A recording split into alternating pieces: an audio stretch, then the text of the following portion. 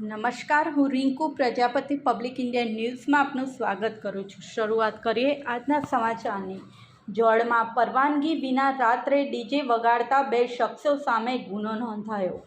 જોડ ગામે લગ્ન પ્રસંગમાં રાત્રે પરવાનગી વગર મોટા અવાજે ડીજે વગાડી જાહેરનામાનો ભંગ કરનાર લગ્નના આયોજક અને ડીજેના સંચાલક વિરુદ્ધ પોલીસે ગુનો નોંધી કાર્યવાહી હાથ ધરી છે।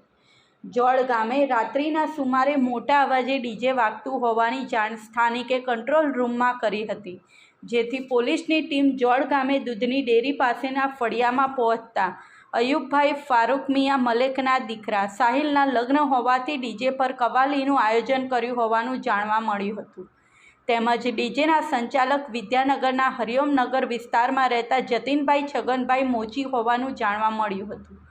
તેમની પાસે ડીજે વગાડવા સંદર્ભે પરવાનગી ન હોવાથી પોલીસે ડીજેના સંચાલક અને લગ્નના આયોજક વિરુદ્ધ જાહેરનામા ભંગનો ગુનો નોંધી મ્યુઝિકના સાધનો, એમ્પ્લીફાયર સહિત કુલ ₹3.10 લાખનો મુદ્દામાલ જપ્ત કરી વધુ તપાસ હાથ ધરી છે।